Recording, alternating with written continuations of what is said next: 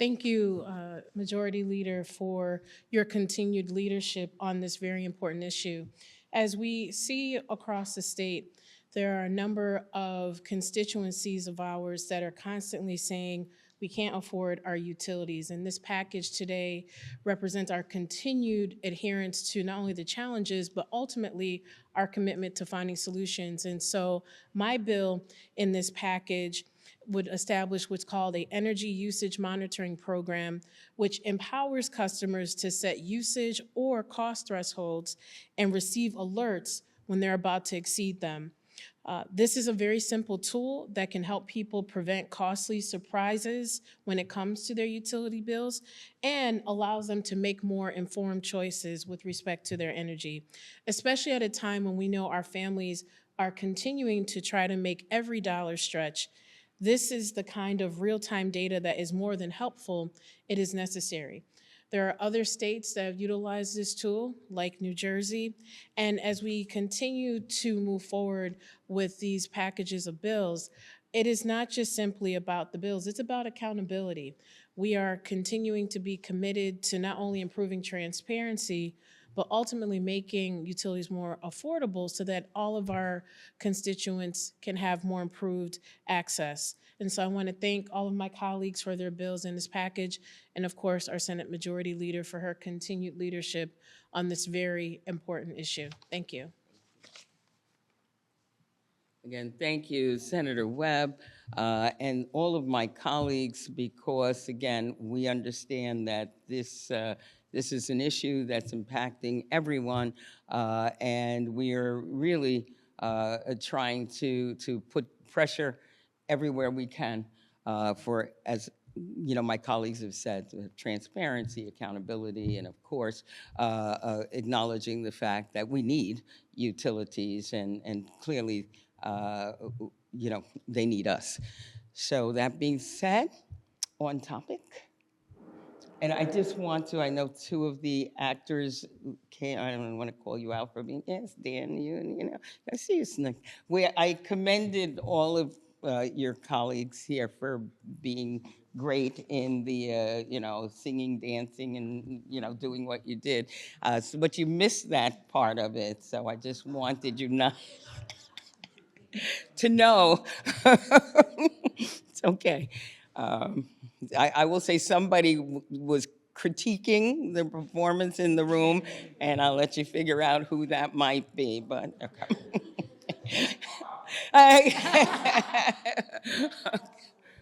I know. Next time you got to put him in the show, because you won't have that. Okay, on topic. Yes.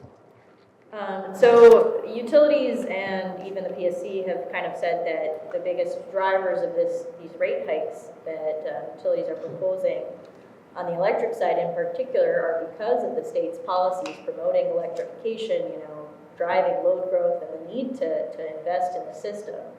Another major driver that they've cited is property taxes on those new investments, because every time you build a new substation or install more transmission lines, you have to pay local property taxes on that. Is there anything that you think the Senate needs to do about those major drivers of the rate hikes? Well, again, I know what the utilities are saying. I think what we're saying is that we need transparency. We need accountability.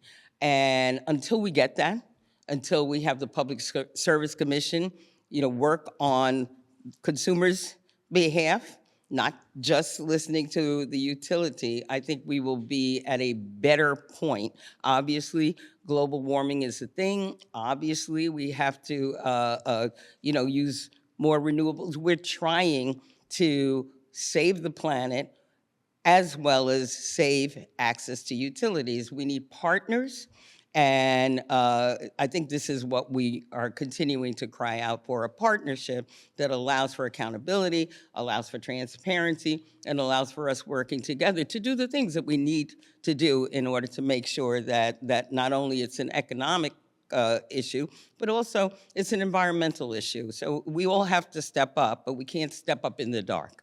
Can I add something? Sure. Sorry. The capital expenditure bill that we're passing today too, utilities are spending lots of money in expanding fossil fuel infrastructure.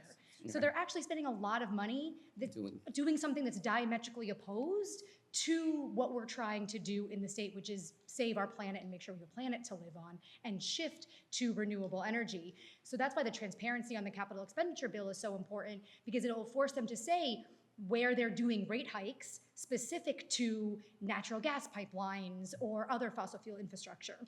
So while they say it's about green energy shifts, and some of it might be in there, we know that a lot of it is also fossil fuel infrastructure, which is what we want to be able to show in the rate hikes that they're asking for.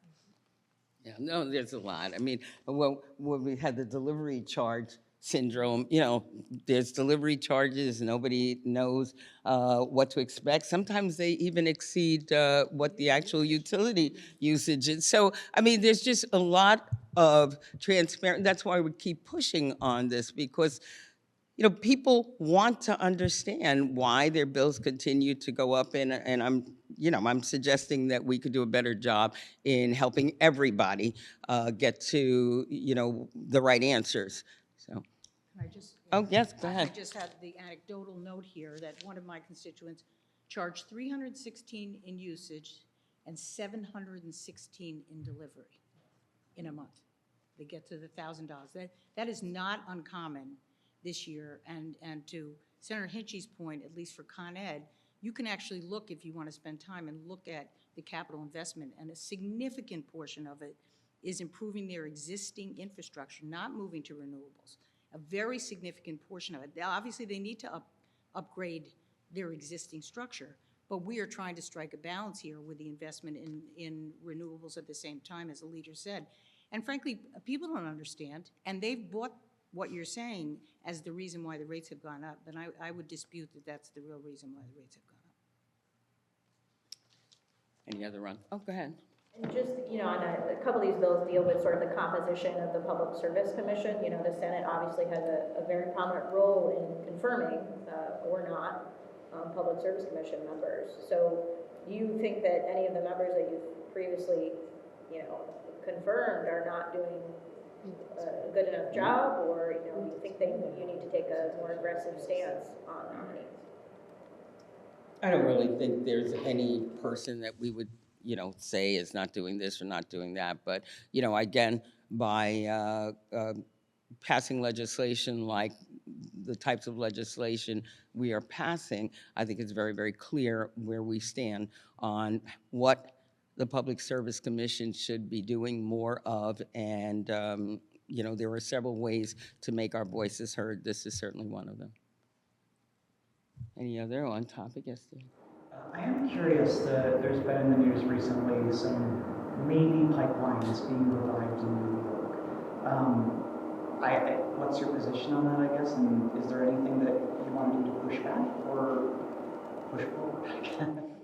Yeah, well, what you said, maybe pipelines, again, I'm not, have not had my fingers on the pulse of that. So we're waiting to see. I mean, I've heard just like you've heard, but, nothing more.